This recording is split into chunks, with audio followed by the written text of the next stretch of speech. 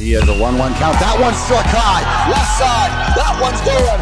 That's out of here off the race. You have to be kidding me.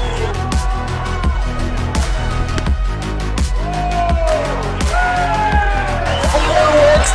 Here you go.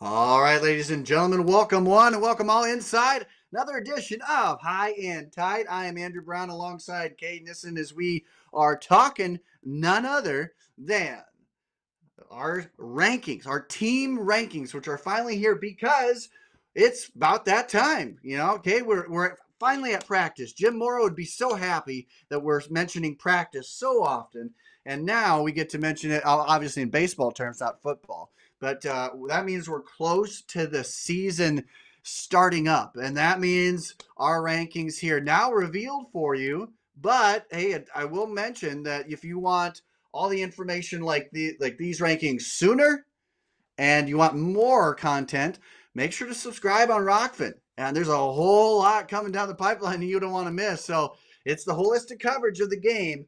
And that includes Class 3A. The class that we're going to dive into here, Cade, and as we bring you on, and really 3A, you and I have loved this class. We love all classes. Let me step back and say every class is just as beautiful as the other. But we like this class a lot, and in whether we're doing pitching staffs or our hitting staffs, it's so tough to mix and match these teams because ultimately 15 through 1, you could have a huge mix in just one day. I mean, any one of these teams could vie for that top spot. Absolutely. I have a special love for Class 3A. Played in it during my high school days, Andrew. And last year in Class 3A, it kind of worked out the way we thought. We had our top two teams, North Polk, Western Dubuque. It'll be interesting. Are those top two teams this year going to collide at the top? Or are we going to see some Cinderellas coming from the bottom, coming from these lower ranks, maybe outside of the rankings? Heck, there's teams that aren't even on these rankings that could very well be deserving. Yeah. So drop a comment as I pull up our little slideshow here. Drop a comment. Who's your squad, whether you're in these rankings, whether you're not in these rankings? Who do we need to keep an eye on? We want to see kind of what teams we're hitting for these videos so we can push these. We just want to be a household name across the state of Iowa, and that's our end goal. So drop a comment. What team you're rooting for this year? What team you on? We love engaging with you guys. Opening day, May 13th. Tons of good Class 3A games. Tons of good games all across all classes. Super excited for the games to get going in our preseason practice tour. I'm going to be hitting up practices. Andrew's going to be hitting up practices. We're going to be going to stuff together, getting content, and we just want to make this as big of a deal as possible for you guys. So if you're interested in having us, reach out to us, Twitter, Instagram, reach out to me, reach out to Andrew.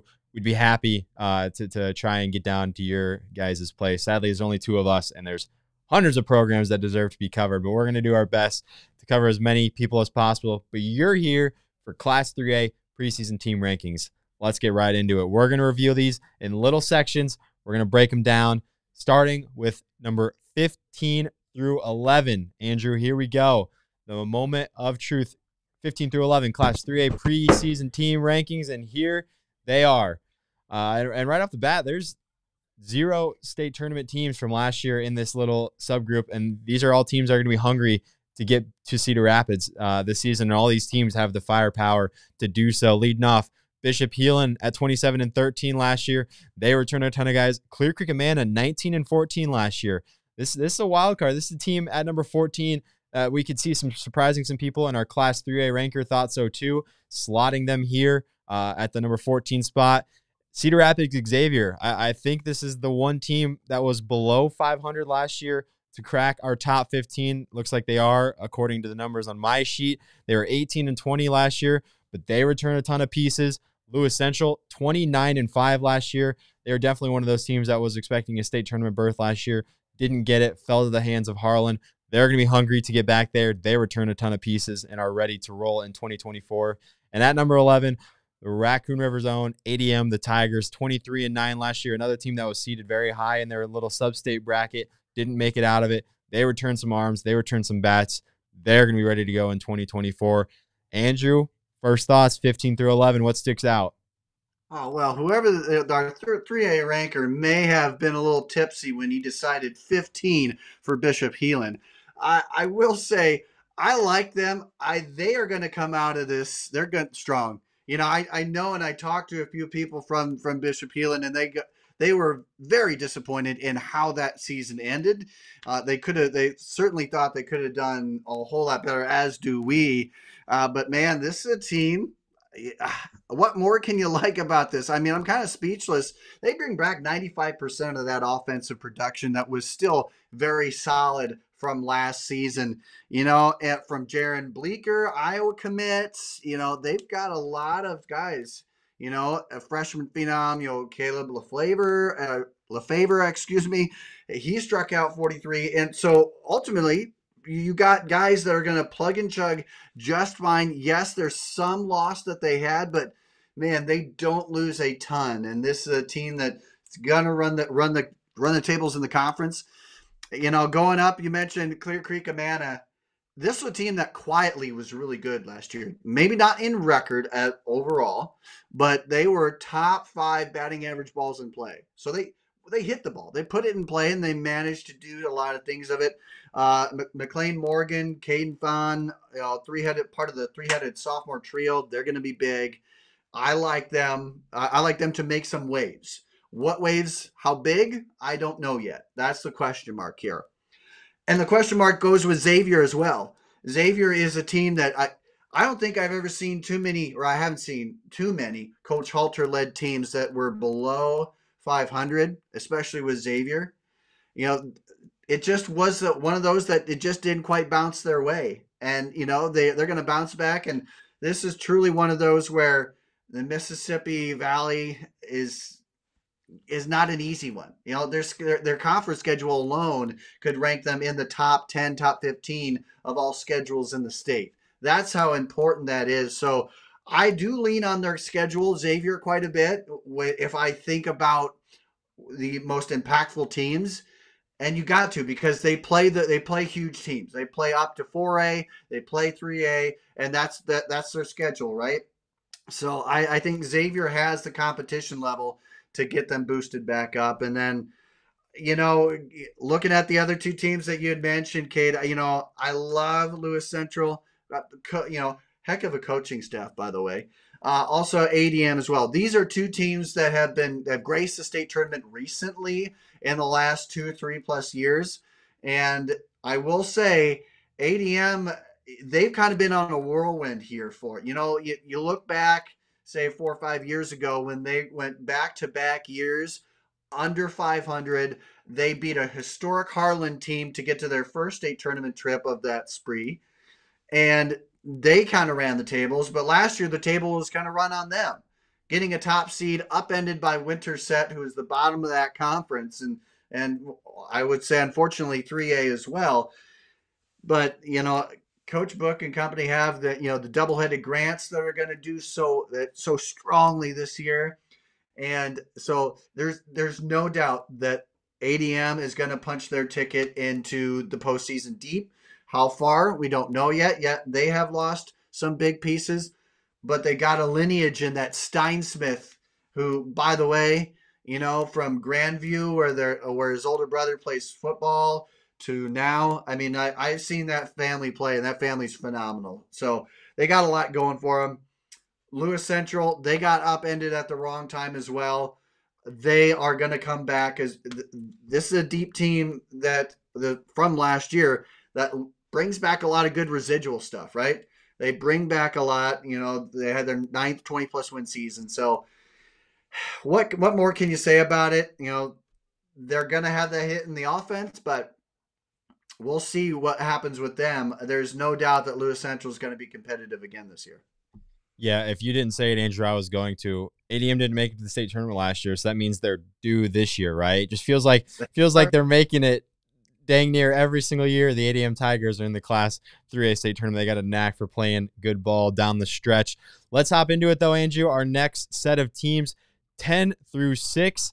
This is where there's a lot of mix-up. You can argue who's where. It could be higher, it could be lower, but here they are, 10 through 6, right in front of your screen, right on your screen. At number 10, Solon, 22-20 last year. Andrew, I know you have a love for Solon. At number 9, we've got our first state quarterfinalist in these rankings, Ballard, 21-11. They return a ton of guys. Obviously, Eli Rouse, we talked about. I just watched him run at Drake Relays. At number 8, Knoxville. I see Knoxville getting some, I'm not going to say hate. I see Knoxville getting some dislike on social media. I don't know why. That team won 34 games last year. They return a ton of pieces. They're going to be a team up there competing again in Class 3A. At number 7, Harlan. You talked about the team that upended Lewis Central, a quarterfinalist themselves, 22-15 last year. They returned a ton of pieces as well. 80% of looks like their hit mark returns. And at number 6, a team that is consistently at the top of every statistical category. It feels like Central DeWitt, the Sabres, pitching, hitting. This team returns a ton of weapons on both sides of the ball, and it feels like whenever I'm making these graphics, Central DeWitt, the Sabres have at least one guy or two guys represented amongst the Class 3A's best. Andrew, what team, I know you're going to break down each team like you do, what team here could you see ending on top in Class 3A if you had to pick just one? I'm going to put you on the spot. Ooh, man. Well, what I'm going to say is I'm going to go with the team that I've been kind of high on, and I know that people may dog on me for it. They haven't had the best record in terms of thinking about a number one team, but Solon. I mean, you start with a Hall of Fame coach and Coach McSweeney, who has been nothing but stellar. He knows every bit of the game, and I will say that in the conference, the WAMAC beats up on they just beat up on each other a lot. They're strong teams, and I don't know. I like Solon. This may be a long shot or a shot in the dark, but they were the only 3A program to rank top 5 in both stolen bases and RBIs last year. Their schedule wasn't a cupcake, and they return quite a lot. Gehrig behind the plate. He's headed to Wartburg. He's, I think, one of the most underrated catchers in the state. And then you got guys like Nolan Segrin, who had phenomenal sophomore years last year. I feel like they were just kind of getting into their own, right? And when you got a guy like Baylor commit Brett White on this horse here, I just don't see how this team doesn't do better than they did last year. I think they're going to vault well, and I know that's really tough to say given the teams that we mentioned right here and right now. I like them. If I had to give a second, Central DeWitt did put up great numbers, but they were under 500 within the conference, and I think that if you can get slipped up, conference teams will slip you up, and you end up facing a lot of teams, familiar conference foes in the postseason. So I think, man, do they end up number one? I think Central DeWitt has a great opportunity to. But if I had to say my most confident, by the slimmest of margins, I'd go with Solon. I like it. No, looking at these other teams that we haven't talked about yet, Knoxville, Harlan, Ballard, Andrew, what do you see in these kind of the middle of the pack teams that are kind of, like I said, right in the middle between the top of the top and that 11 through 15 mark? Well, what do you think our Class 3A ranker was seeing putting these guys right here? Well, as I looked through it and looked through the thoughts and the notes, Harlan, at first a team that Harlan, they're so storied. Over the last 5 years, we haven't seen them as much with the state tournament, but you look at it, they made their 19th state tournament appearance of program history last year. And this is a program that routinely is deep into their, their hit total was 4th best in the 3A. I think that when putting him here, this is maybe a little low in the grand scheme of things, but because Harlan, they play as just as good a defense as anybody. So they have a lot of dudes that know the game and really can play on any field, and that can get tough in some spots. But I think Knoxville, I myself would love for them to be vaulted up. I do, however, look at their conference, which last year, I think if you get anybody dogging on them, that's why. Their conference really wasn't strong last year. But I will say that, you can only do it in front of you, right? You can only play the Correct. teams in front of you, and they did that. They abolished them, and they just took them out to the woodshed, and they did a great job. And they ended up coming oh so close to a state tournament berth. And I think if they would have, I think a few more voices wouldn't have been stepping up against them this year. So I don't know, Knoxville. I truly love Coach DeVore and company.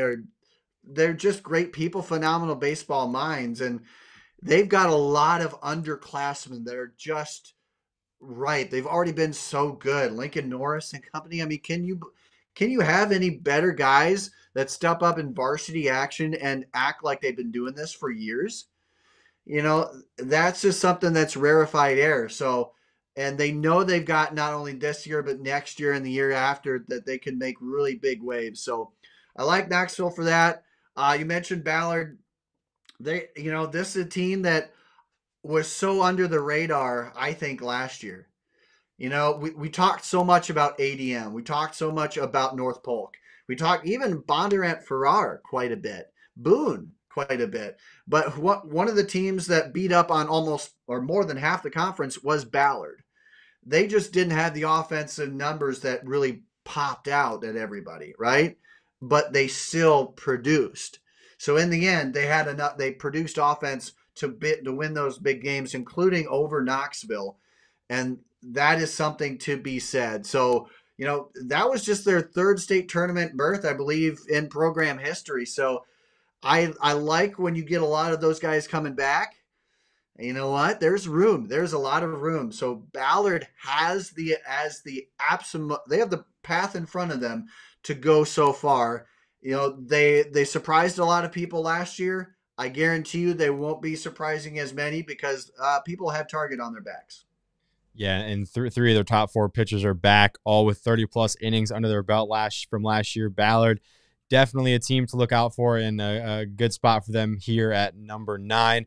Let's do it, though. Let's get into the top 5, Andrew. We're going to do these one by one. We're going to go quick and break these down kind of individually because they're top 5. We think they deserve that. Starting off, though, at number 5, it is Assumption. Now, it was their lowest win total in 15 years aside from the COVID year, but that came with the 4th toughest schedule in the Class 3A scene.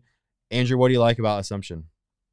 Assumption, they kind of retooled a little bit last year, but again, you look at where Assumption ended up in the grand scheme of things, and they were yet very close. Of course, they got upended in the postseason, but they were still in that conversation. This was, I don't know, a down year for them is not a bad year for anybody else, right? They still ran the conference at 12 wins last year, losing to Central DeWitt, but ultimately, I think Assumption is just one of those teams you can't count out until they have actually counted themselves out, right? Until you look at them and say, okay, they lost their postseason game. There's no way that they can advance further. So ultimately, I think that's where ultimately, are they a little high? Yes, but this is a team that's proven over the last how many years that they've been at a top 5 team. So yes, I think it's safe to put them there. Will they move out and about? Again, you can interchange any of the top 10. I swear, you can interchange them anywhere. So Assumption, I think they're going to be a team that is not surprising anybody when they have yet another 20-plus win season. I believe that's another consecutive season of 20-plus victories. So yeah, I agree with him right here. 5 is a good spot. Another team that you could say we really don't know much about inside of our top 5, it is Wahlert. They lose a ton of senior leadership. They were a semifinalist last year, 30 wins. We're hearing, Andrew, we were talking before our show here about a good sophomore team that they've got coming. What do you know about Wahlert? Because really they're the team inside the top 5, top 10 that probably lost the most. Yeah, and they did. And this is truly one where if our ranker, I'd love to pick his brain a little bit on this too, but this is a team that, man, you go back several years ago and when they made when they made it to the state title game, you had guys like Aaron Savrion pitching, and there was a lot of excitement around there. But this is a team that I think was just based on their pedigree, based on what they have done in the past, based on the fact that they've had questions before, and kind of a similar boat to Assumption. I don't see a team that wins 30 games all of a sudden plummeting to anything under 20. I just don't see that. I think they're going to be there. They still have some guys. Will Specht, brother of Tommy Specht, Rangers prospect. He's still going to look to kind of be the catalyst for this offense. So, yeah, they got some guys that they're going to miss for sure, but Coach Tischer is a guy that, just another baseball whiz. And if he can find the best out of his players, then yes, they're definitely going to do that. Is it going to be a tough slate? Yeah, it's a tough conference in general. And, we talk about Mississippi Valley. We have plenty of teams there, but I do think that they're gonna have a solid year this year. To what extent, don't know, but I think based on their pedigree in the past and how many times many of us have said, I don't know if they can be just as good this year as they were last year. I think they've earned the spot to be in the top 5. Yeah, 4-5 in Class 3A. Maybe more question marks than the others. Andrew, I think our top 3 pretty hammered down. I'd say it's pretty, I don't know about unanimous, but I think we're all in agreement that there's 3 teams at the top of this class that return a ton, had great years last year, and are ready to compete for state titles. It's just a matter of how our Class 3A ranker kind of decided to separate them at this point. At number 3, preseason Class 3A team rankings, it is the Comets of North Polk.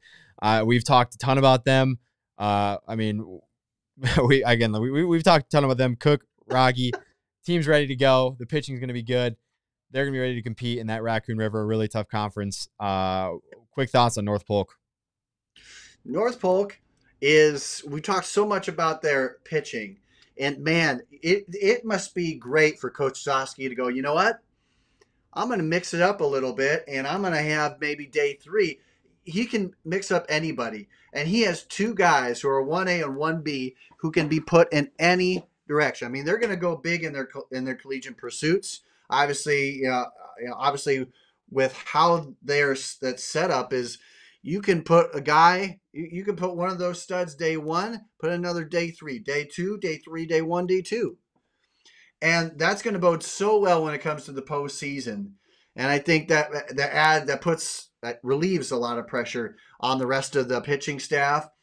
I gotta love it. But the one thing I'm really excited to see this year, the younger Zosky behind the plate.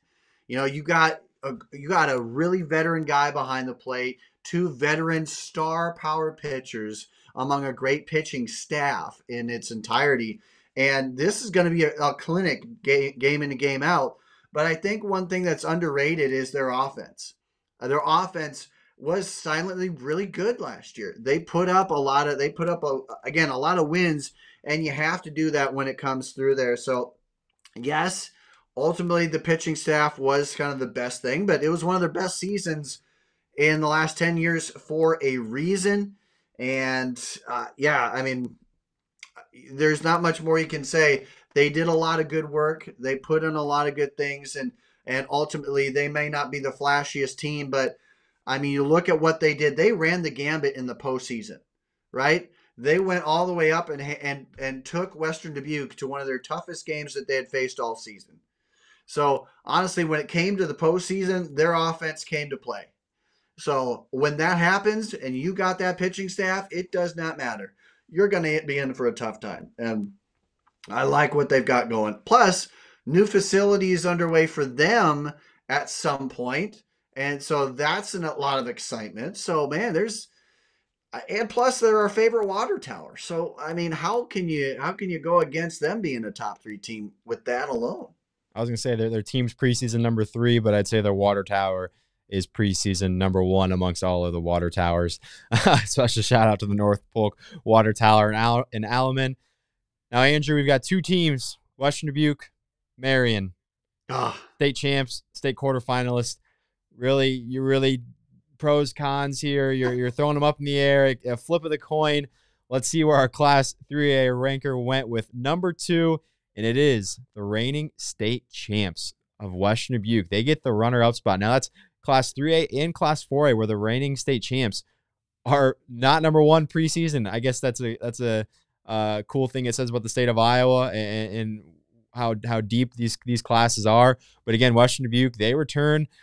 They lose some guys. They lose Isaac Then, who started and won the last 2 state championships in Class 3A. Pardon me. They lose Klein, but they return plenty of stars. Western Dubuque, like you said, you always wonder how this team's going to recoup from losing some big guys, and year in and year out they do. And our Class 3A ranker is expecting no different again. Now, and I would say, looking through this, the only thing I can spot as to why maybe not number 1. It's just simply because they've lost a few guys, like you said, Isaac Thane and Caleb Klein. Those are guys that have been doing that for quite a while. They've been on the varsity scene for quite a while, so they knew what was going on. But thing is, man, you got a lot of guys, a lot of offensive firepower from the team that ranked top 5 or better in at least 4 to 5, not more, offensive statistical categories and overall. I mean, this was just an elite team last year, but you got guys like Ole Miss commit Brett Harris, who I believe we haven't seen his full potential yet. But another guy that I just want to mention here as well, 2 guys, Jake Goodman has been, I don't know if he's gotten enough good press. He has truly been, you watch him play, and he's been, whether he's in second, whether he's been pitching, wherever he has elite defense. He is able to turn on a dime and find the ball. He is just great with that. Plus, Hunter Quagliano, who I think is one of the best last names that we have in Class 3A. I know there's a lot of good ones. Quagliano, I love more than any of them. But he was a heck of a player last year. And, again, he made waves on a team that had a lot of big star talent. So Jake Goodman, Hunter Quagliano, 2 top 15 guys in terms of total bases last year. And, of course, you add 3 when you get Brett Harris into the mix with that. Oh, man, even that alone, you go 1, 2, 3 with them at the top of the lineup, then you're just going to be scary. And I don't care what you do from there on out. But they have a lot of good depth. They have some good pitching coming back as well. So Casey Bryant is going to be looking at another problem of how many big stars can I fit into one team? And that's what you get here. There's no doubt that they belong in the top 2.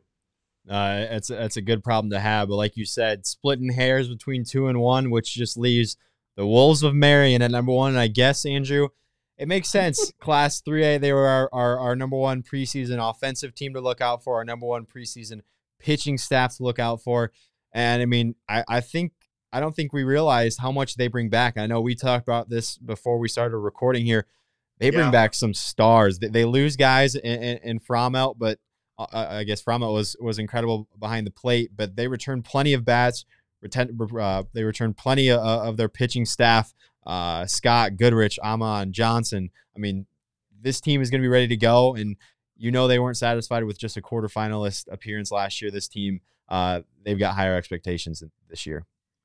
Oh, they surely do. And I think too many, like you mentioned, too many out there have looked at Marion and their losses. I mean, yes, Frommelt, who was, by the way, very good versatility-wise. He went from catcher to pitcher. He did a lot of good. He was very versatile in his production. And, of course, Miles Davis, the Iowa commit. You lost him out. You lost him, and, obviously his services again for this year. But, again, what you get back, this is a team that paced batting average, and they were a team that brings back a lot. 77% of their hit total from that 2023 year, in which they were one of the top teams offensively across a lot of different categories. I mean, honestly, team-wise in terms of hits, if I have my notes right, they were one of the top 3, in fact, 3 overall, one of the top total base teams, and extra base-wise. So you return a lot of that back, and I think people don't realize how sneaky all the returners are, right? And they've got a lot of guys that have put up a lot of good numbers. Again, Frommelt is the one that gets lost there, but Jake Miller is a guy that, don't forget, he barely squeaked outside of the top 15 in total bases at 69 last year. So This I know. I like what they bring back, and I think overall the picture on them is that they bring back a little bit more than what Western Dubuque has. In the end, will that matter in the grand scheme? Maybe, maybe not. But gosh, both these teams are so well off. They have legendary head coaches. Coach Fish for Marion, he has seen so many guys come and go, and it's been a pleasure for me to cover him ever since they were the Indians back before when they won their last title again, way not so far long ago. And Davis's sophomore year, I believe, is when that was. And then, of course, moving on to the Wolves, and they make a state tournament again. So yeah, I love this program and what they're doing right now. They've got so much depth, I think, behind that. I just don't see how you can get them out of the top two unless they prove to the world that they may not be belonging there. So in the end, there's too much to like about what they're doing right now. They're jacked, they're loaded, and I think Marion is going to run the tables. I have no problem envisioning them as one of the final 8 teams in Class 3A. Well, Andrew, there's Class 3A in the books. Close it. Teams can go ahead and screenshot. Use this as your ammunition. Whether you agree with your rankings, disagree, we know there's going to be plenty of disagreement as Andrew's doing his bobblehead gimmick. But we appreciate you guys for tuning in. Go check out 2A, go check out 1A, go check out 4A. Even if that's not your team, go learn across the state of Iowa. There's a ton of good baseball, and we're going to be covering it all. Andrew, we'll catch you next time. Go check out the other videos. See ya. Yeah, I'll take a break.